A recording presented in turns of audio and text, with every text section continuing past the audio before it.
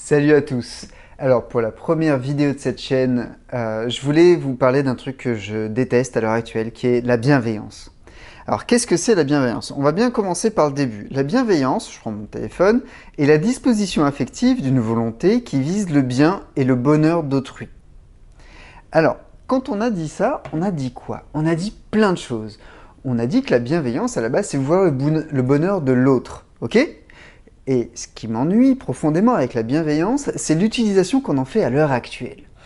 Comprenez-moi bien, la bienveillance en elle-même est quelque chose de bénéfique, quelque chose que je veux promouvoir dans le monde.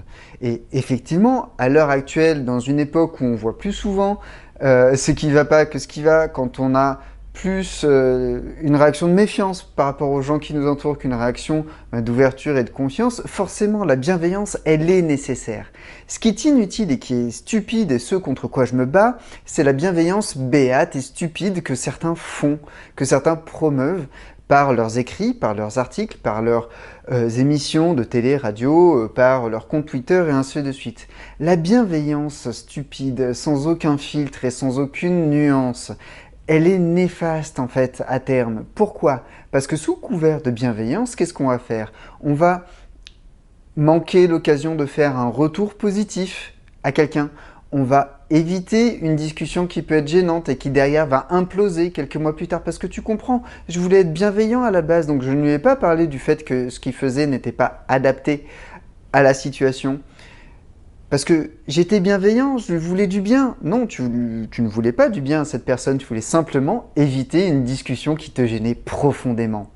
Et donc, sous couvert de bienveillance, du coup, on justifie la lâcheté, on justifie parfois l'omission, voire le mensonge, et on justifie aussi la fuite. Et là, on a un vrai problème. C'est que la vraie bienveillance, c'est quoi?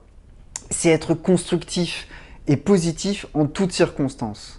Constructif, ça veut dire quoi? Ça veut dire que si on voit des axes d'amélioration, si on voit aussi des moments où la personne va faire quelque chose de bien, mais qui peut être encore mieux, eh ben on va commencer à lui dire. On va pas lui dire dès le début. On va pas lui dire, bon bah ça tu pourrais faire mieux. Non, on va lui dire, écoute ça, t'as fait ça, je sais d'où tu pars, c'est génial, et t'as pensé à faire ça.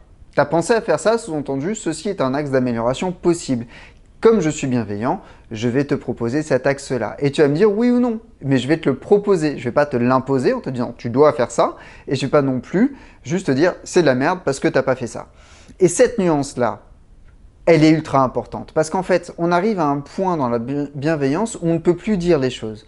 On ne peut plus dire à une personne que, par exemple, ses éclairages de vidéo sont inadaptés. Parce que tu comprends, ça ne serait pas bienveillant. On ne peut plus dire à une personne qu'il faudrait peut-être qu'elle envisage un plan B au niveau de sa carrière, parce que non, clairement, au niveau musique, c'est pas ce qu'il lui faut.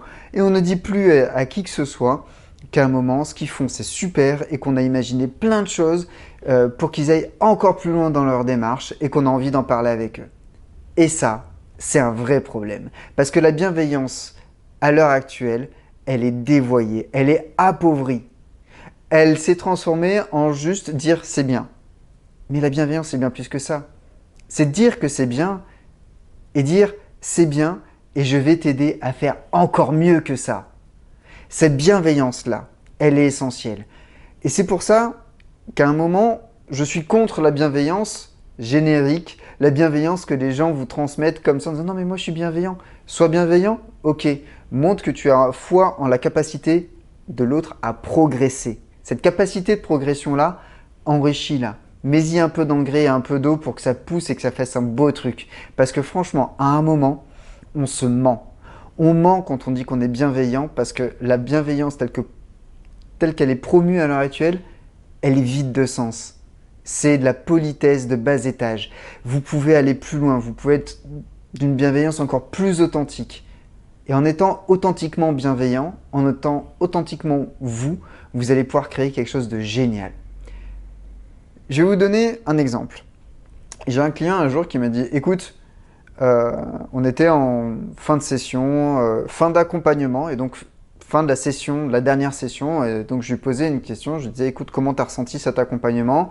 Comment est-ce que je peux devenir meilleur coach ?» et ainsi de suite. Il m'a dit « Comment tu peux devenir meilleur coach? Je sais pas. Tu as certainement des axes de progression, mais là, il ne m'en vient pas en tête. Il m'en a envoyé 2 ou 3 après quand il avait réfléchi, il m'a envoyé ça par email. Il a dit « En revanche, j'ai un retour à te faire. T'es d'une bienveillance percutante et c'est exactement ce dont j'avais besoin. » Et je lui ai dit « Mais c'est quoi la bienveillance percutante ?» Il me dit bah, « La bienveillance percutante, c'est tu veux mon bien, mais si mon bien passe par un coup de pied au cul, tu me le donneras.